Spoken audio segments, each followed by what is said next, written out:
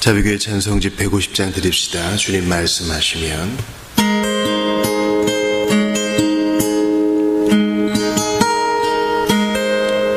주님 말씀하시면 내가 나아가리다. 주님 뜻이 아니면 내가 멈춰서리다. 나의 가고 서는 것 주님 뜻에 있으니 오 주님 나를 이끄소서. 주님 말씀하시면 내가 나아가리다.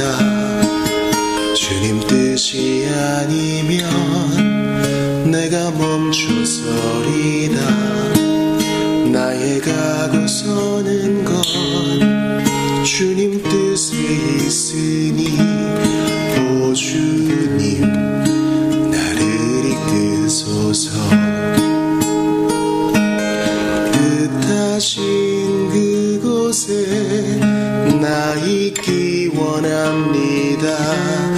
이끄시는 대로 순종하며 살리니 연약한 내 영혼 통하여 일하소서.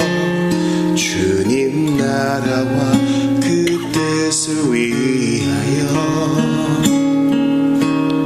오 주님 나를 이끄소서.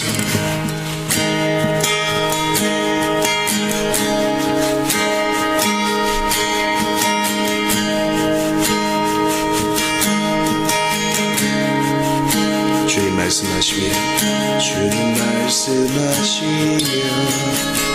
내가 나아가리다. 주님 뜻이 아니면 내가 멈춰서리다. 나의 가고 서는 것 주님 뜻에 있으니 오 주님 나를 이끄소서. 주님 말씀하시면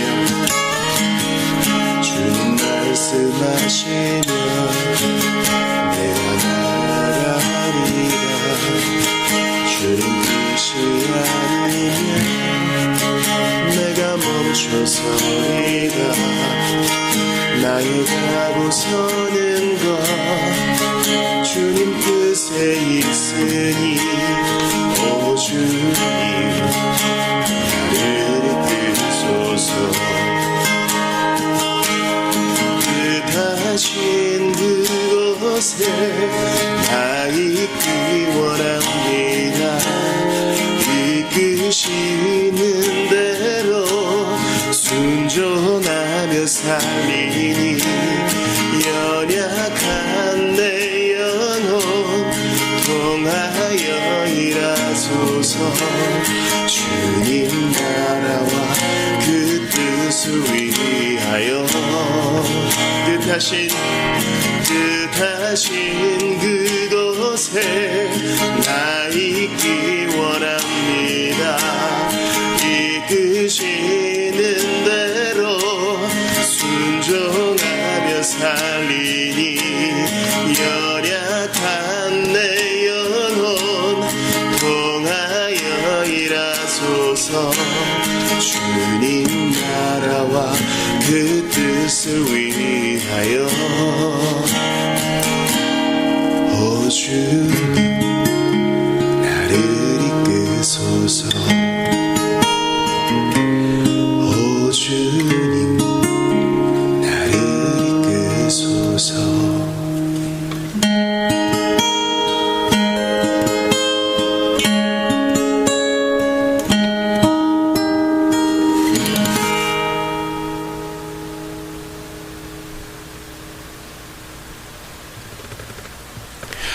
기도 드립시다. 하나님, 진정으로 그렇습니다. 우리의 뜻이 아닌 하나님의 뜻을 높이며 살아가기를 원합니다. 주의 불변하신 뜻, 영원하신 뜻, 선하고 좋으신 그 뜻을 쫓아가며 살기 원하오니 연약한 저희를 도와주시옵소서. 하나님 아버지, 주님께 순종하는 삶, 복종하는 삶, 부복하는 삶이 제일인 줄 알고 오늘도 주 앞에 머리 숙인 모든 이들에게 복 내려 주시옵소서. 유혹에 무릎 꿇지 아니하고 하나님께서 명하신 정도로만 걸어가며 거룩을 기뻐하며 삼위 하나님 안에서 주님을 즐거워하고 영화롭게 하는 것을 우리 인생의 보람으로 여기는 성도들 다 되게 하여 주옵소서. 월말과 명절을 앞두고 마음 바쁜 이들에게 하나님 앞에 기도할 수 있는 작정함을 허락하여 주시고 전 세계 곳곳에서 오늘도 주님을 위해 모험을 감행하는 형제 자매들에게 여호와 이레로 축복하여 주시옵소서. 이 아침에 역대상 말씀 앞에 선 우리 모두가 말씀을 통하여 역사하시는 성령 하나님의 임재, 그 권능을 맛보기를 원하오니 주여 우리를 사로잡아 주소서. 저희들이 여기 있나이다. 은혜 받게 하소서. 결단하게 하소서. 죄를 끊어내게 하여 주시옵소서. 주 예수님의 이름으로 기도합니다. 아멘. 하나님 말씀 역대상 25장입니다.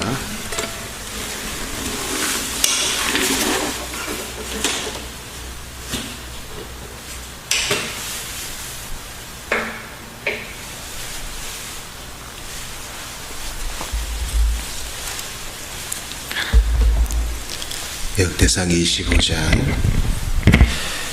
1절부터 끝절까지를 보겠습니다. 역대상 25장입니다.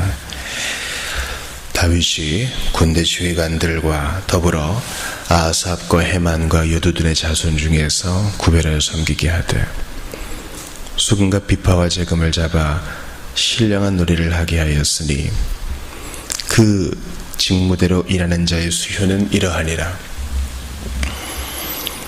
아삽의 아들들은 삭굴과 요셉과 느다냐와 아사렐라니 이 아삽의 아들들이 아삽의 지휘 아래 왕의 명령을 따라 신령한 노래를 하며 여두둔에게 이르러서는 그의 아들들 그달리아와 스리와 여사야와 시므이와 하사랴와 마띠디아 6사람이니 그의 아버지 여두둔의 지휘 아래 수금을 잡아 신령한 노래를 하며 여호와께 감사하며 찬양하며 헤만에게 이르러는 그의 아들들 붓기야와 마따냐와 우시엘과 스부엘과 여리못과 하나니와 엘리아다와 깃달디와 로맘디에셀과 요스브가사와 말로디와 호딜과 마하시옷이라. 이는 다 헤만의 아들들이니 나팔을 부는 자들이며 헤만은 하나님의 말씀을 가진 왕의 선견자라. 하나님이 헤만에게 14아들과 3딸을 주셨더라. 이들이 다 그들의 아버지 지휘 아래 재금과 비파와 수금을 잡아 여호와의 전에서 노래하여 하나님의 전을 섬겼으며 아삽과 여두둔과 헤만은 왕의 지휘 아래 있었으니 그들과 모든 형제 곧 여호와 찬송하기를 배워 익숙한 자의 수요가 288명이라. 이 무리에 큰 자나 작은 자나 스승이나 제자를 막론하고 다같이 제비 뽑아 직임을 얻었으니 첫째로 뽑힌 자는 아삽의 아들 중 요셉이요 둘째는 그달리아니 그와 그의 형제들과 아들들 12명이요 셋째는 삭굴이니 그의 아들들과 형제들과 12명이요 넷째는 이스리이니 그의 아들들과 형제들과 12명이요 다섯째는 느다냐니 그의 아들들과 형제들과 12명이요 여섯째는 붓기야니 그의 아들들과 형제들과 12명이요 일곱째는 여사렐라니 그의 아들들과 형제들과 12명이요 여덟째는 여사야니 그의 아들들과 형제들과 12명이요 아홉째는 마따냐니 그의 아들들과 형제들과 12명이요 열째는 시므이니 그의 아들들과 형제들과 12명이요 열한째는 아사렐이니 그의 아들들과 형제들과 12명이요 열두째는 하사비아니 그의 아들들과 형제들과 12명이요 열셋째는 수바엘이니 그의 아들들과 형제들과 12명이요 14째는 마트디아니 그의 아들들과 형제들과 12명이요 15째는 여레모시니 그의 아들들과 형제들과 12명이요 16째는 하나냐니 그의 아들들과 형제들과 12명이요 17째는 요스브가 사니 그의 아들들과 형제들과 12명이요 18째는 하나니니 그의 아들들과 형제들과 12명이요 19째는 말로다니 그의 아들들과 형제들과 12명이요 21째는 호딜이니 27절부터 봅니다. 20째는 엘리아다니 그의 아들들과 형제들과 12명이요 21째는 호딜이니 그의 아들들과 형제들과 12명이요 22째는 기달리니 그의 아들들과 형제들과 12명이요 23째는 마하시오시니 그의 아들들과 형제들과 12명이요 24째는 로맘디에살이니 그의 아들들과 형제들과 12명이었더라. 아멘. 우리는 지난 시간에 역대상 24장 말씀을 보았습니다. 역대상 24장 말씀을 통해서 먼저 제사장 직분을 맡은 사람들도 직분을 제비를 뽑아서 섬겼는데 특별히 제사장으로 섬겼던 자들은 레위 지파 중에서도 그 아론 자손의 계보를 따라서 정해졌지요. 이것은 하나님의 정하심이었습니다. 나답과 아비후가 죽은 이후로 엘르아살과 이제 이다말의 후손들이 제사장으로 섬겼습니다. 그래서 제비 뽑아 세웠습니다. 그리고 레위 자손 중에 남은 자들, 섬길 자들도 또 제비 뽑아 섬겼어요. 오늘도 이제 성전에서 섬기는 사람들 말고요. 오늘은 이제 음악 사역하는 사람들, 찬송하는 사람들 를 세울 때에도 역시 제비 뽑아 세웠어요. 우리는 24개 반차를 조차서 제사장부를 하는 사람들을 통해서 사람은 부족하여 이렇게 반예를 조차서 반차를 조차서 섬겨야 되지만 우리의 큰 대제사장 예수님은 그런 거 없다 했어요. 한 분이면 족하고 누가 그분을 대신해 줄 필요도 없고 그렇게 할 수도 없어요. 대제사장 된 예수님은 주무시지 않아요. 졸지 않아요. 나 잠깐 쉬어야겠다 자리를 비우지도 않아요. 늘 그 자리에서 우리를 중보하세요. 우리가 중보라는 말을 쓸 수 있다면 오직 예수님께만 쓸 수 있을 거예요. 우리 가급적이면 중보기도라는 말 말고 도고 또는 위하는 기도 이렇게 하는 게 좋겠습니다. 그러므로 이 사람의 조직을 통해서 주께서 명하여 세우신 이 사람의 조직을 통해서 불완전함을 봐야 되고 더 영원하고 근본적인 실체를 봐야 되는데 그것이 바로 예수 그리스도의 대제사장직, 우리의 유일한 중보자 예수님을 봐야 됩니다. 그분은 2000년 전에 한 번 십자가에 달려 죽으심으로 사역 끝 한 게 아니라 지금도 하나님 보좌 우편에서 우리를 위해 간구하십니다. 지금도 대제사장의 직분을 감당하시니 우리가 편안히 담대히 오늘도 나아갈 수 있는 것입니다. 신자의 안전함은 자기에게 있는 게 아니요 외부적인 것, 바로 그리스도 안에 있는 거예요. 또 오늘 본문에서도 찬송을 맡은 자들을 24개 반차로 정하잖아요. 그래서 12명씩 해가지고 288명으로 정하죠. 그때도 제비를 뽑아요. 이것은 뭡니까? 하나님의 일들은 다 동등해요. 우리 지난 시간에 24장 31절에 제비 뽑혔으니 장자의 가문과 막내 동생의 가문이 다름이 없더라. 그러니까 레위 사람도 아론 제사장들, 아론의 그 후에 제사장들처럼 제비 뽑혔는데 차별이 없고 다 동등하게 주님을 섬겼다는 거예요. 일이 다를 뿐이죠. 일이 다를 뿐이죠. 여러분, 특별히 유교 문화 가운데 있는 우리나라는요, 과거에는 우리 지체가 높은 사람들은 일을 하지 않았죠. 일을 하는 것은 신분이 낮은 사람들의 몫이다 이렇게 생각했어요. 아주 좋지 않은 생각이에요. 손을 수고하여 일하는 거. 젊은이들이 보는 CSI라는 그 미국 드라마를 보세요. 거기에 보면 살인 사건을 조사하는 경찰들이 나와요. 과학적으로 수사하죠. 그거를 위해서 어떨 때는 험하고 더럽고 아주 고단한 일들을 다 감당합니다. 손으로 수고하죠. 눈이 피곤하고 역한 냄새가 나고. 그러나 그 귀한 일이에요. 그거 없으면 사회가 유지되지 못할 거예요. 마찬가지로 하나님의 교회를 섬기는 자는 모두가 다 가르치고 전하는 목사면 어떡하겠습니까? 모두가 다 헌금을 집행하는 구제사역하는 집사면 어떡하겠습니까? 모두가 다 장로면 젊은 사람들은 어디 있어요? 다 자기 몫이 있어요. 그러므로 우리는 부르심에 있어 일반이다라는 생각을 의지적으로 계속 가져야 돼요. 우리 교회는 그렇지 않지만 교회에 고용되어서 관리하시는 분도 마찬가지예요. 그리스도 안에서 동등한 사역을 하고 있는 겁니다. 아침에 머리도 덜 말라가지고 일부 예배를 드리고 빨리 주일학교 아들을 돌보려고 허겁지겁 오는 정말 젊은 선생님, 귀한 일입니다. 100배나 격려해야 돼요. 또한 주보를 접는다든지 아무도 보지 않는 골방에서 교회를 위해 기도하는 자도 동등하게 주님을 섬기는 거예요. 그러니 제발 눈에 보이는 대로 사람 판단하면 안 됩니다.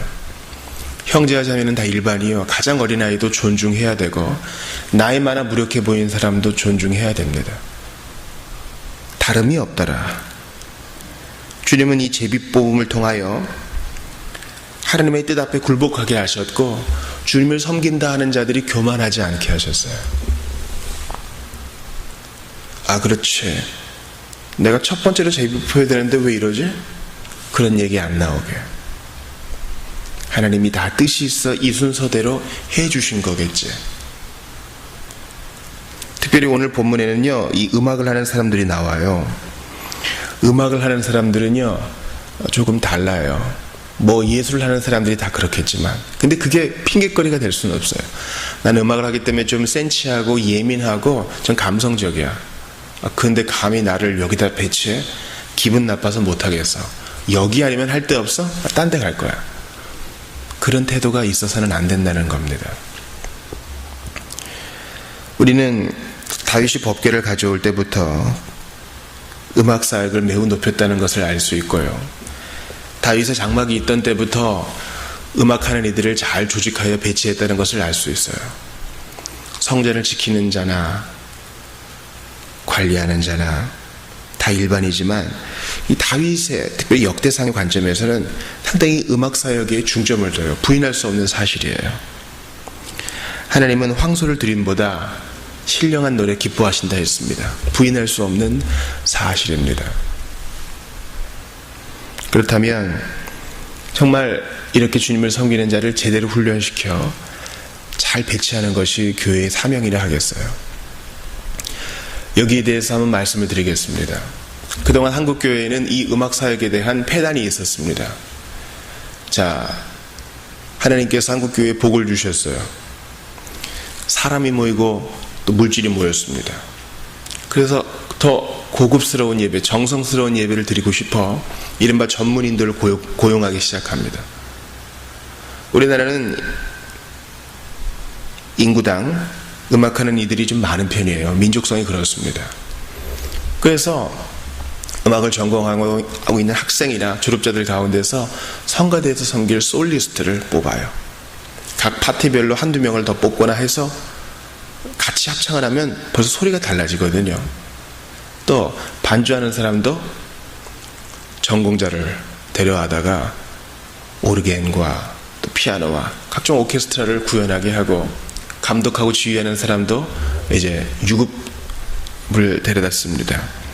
이 자체가 나쁘다고는 할 수 없겠어요. 문제는 얼마입니다. 언제부터 섬기면 됩니다. 하면서 이렇게 섬기는 자들이 예배자로 오는 것이 아니라 아르바이트생으로 온다는 데 있어요.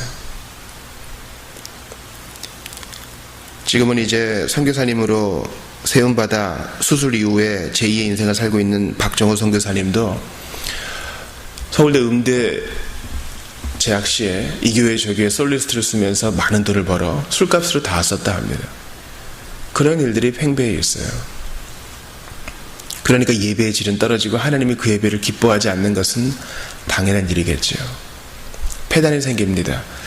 나는 봉사인데 이 사람은 직원인가? 이런 생각이 생겨요. 자, 현대와 요즘의 일들을 생각해 봅시다. 이른바 소위 전문 예배 인도자들이 있어요. 우리 교회는 그렇게 전문 예배 인도자를 들 수 없어서 좀 재능이 있는 청년들을 세워요. 근데 그 청년이 신학적으로 검증이 되었느냐? 별로 그렇지는 않고 하는 걸 보니까 악기도 다룰 줄 알고 열심히 있는 것 같아서 그냥 세워요. 그런데 웬걸요? 예배 전에 이제 찬송을 인도하는데 너무 멘트가 정리가 안 되고 너무 가볍고 신학적으로 이게 옳은가 찬송의 가사를 잘 해석하지도 못하고 오히려 기교에 치우친 모습이 보여요.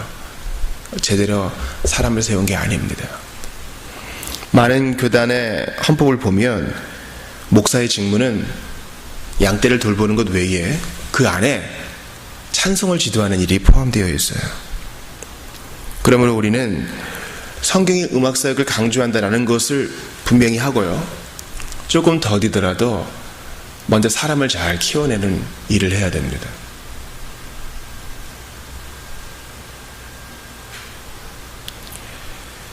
잡초를 키우기 위해서는 큰 노고가 필요하지 않아요. 그러나 나무를 키워내기 위해서는 계속적으로 신경을 써줘야 되고 또 기다려줘야 돼요. 나무가 뭐 1, 2년 안에 크는 거 아니지 않습니까? 그러므로 먼저 직능적인 부분, 최소한 이런 모습은 돼야 돼 이렇게 우기지 말고요. 그가 훈련되고 능숙할 수 있도록 하나님은 공교한 거 좋아하시거든요. skillful한 거 좋아하세요. 우리가 긴 세월을 두고 정말 소수의 사람이라도 잘 훈련시켜서 세우는 것이 우리의 목적입니다. 이건 교육자도 마찬가지죠. 잔재주가 있다고 세워서는 안 되고 그 사람됨이 검증될 때 세워야 하는 것입니다. 이런 면에서 유행을 좇아서 어디가 밴드를 한다 그러면 우리 교회도 밴드를 세우고 어느 교회가 이 찬송을 한다 그러면 우리도 이 찬송을 하고 그렇게 유행을 쫓아가는 모습은 바람직하지 않다 하겠습니다. 하나님 앞에서 부끄러움 없도록 두렵고 떨리는 마음으로 사람을 세워야 합니다. 오늘 제가 주목하고 싶은 구절은 바로 2절과 5절입니다. 특별히 1, 2, 5절에 보면은요, 신령한 노래라는 것이 나와요. 수금과 비파와 재금을 잡아 신령한 노래를 하게 하였으니, 또 아삽의 지휘 아래 왕의 명령을 따라 신령한 노래를 하며, 3절에도 여두둔의 지휘 아래 수금을 잡아 신령한 노래를 하며, 또 5절을 보니까 해마는 하나님의 말씀을 가진 왕의 선견자라 이렇게 되어 있어요. 여기서 신령한 노래라는 것은 예언을 뜻해요. prophesy. 이 예언이라 하면 무슨 일이 이런 일이 생길 거야 점치는 게 아니라 하나님 말씀을 다룬다는 뜻이에요. 우리는 사울이 예언을 할 때 음악이 대동했음을 알고 있습니다. 음악과 함께 예언했어요. 초대교회도 시와 찬미는 우리가 이해할 수 있어요. 그러나 신령한 노래가 뭔지 우리는 몰라요. 아마도 이 음악을 대동한 말씀 사역이 아니었을까 그런 생각을 해요. 예언은 점치는 게 아니라 하나님의 진리를 다루는 것이라 말씀드렸어요. 주의 말씀을 대언하는 것이에요. 그러면 참된 음악 사역은 진리의 사역, 말씀의 사역, 신령한 예언, 신령한 노래, 하나님 말씀을 가진 왕의 선견자라 연관되어 있다는 것을 알 수 있어요. 그러므로 음악 사역자는 말씀 사역자여야 되고 말씀 사역자는 음악 사역자여야 돼요. 두 개를 똑같다고는 말하지 않겠어요. 그러나 음악 사역자는 말씀을 소홀히 하면 안 되고 말씀 사역자 역시 음악 사역자를 그저 돈으로 해결해서는 안 돼요. 이 사실을 기억하세요. 이거 우리의 책임이에요. 찬송 하나를 부를 때도 순교의 현장에서 부를 때 부족함 없는 그런 노래를 해야 돼요. 부끄러움 없는 노래. 오늘 우리가 예배를 시작하면서 주님 말씀하시면 불길이 타오르는 화양대 속에서 이 노래 부를 수 있어야 됩니다. 저는 그렇게 볼 때 이 노래는 부족함 없는 노래라고 봐요. 쥐가 나오고 축축한 지하 감옥에서 마지막 호흡을 꺼뜨리면서 들을 수 있는 찬송, 그런 찬송을 개발해야 돼요.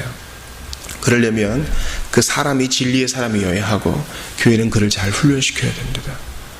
선교지에 돈 몇 푼 보내는 것이 교회의 사명을 다하는 것이 아니에요.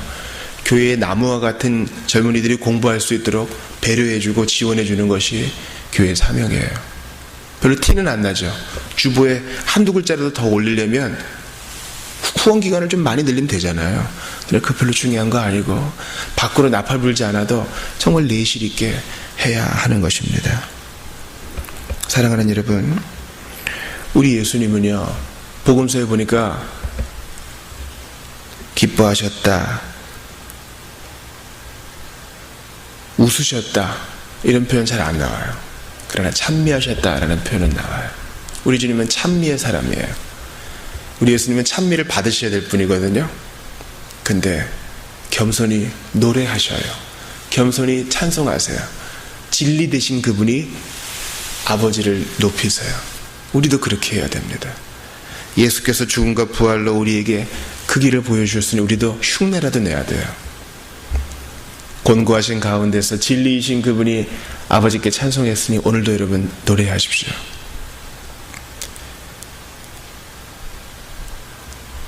다 같이 제비 뽑아서 우리 모두가 다 동등하게 찬송하는 자로 세움받았으니 오늘 무엇을 노래하시겠습니까?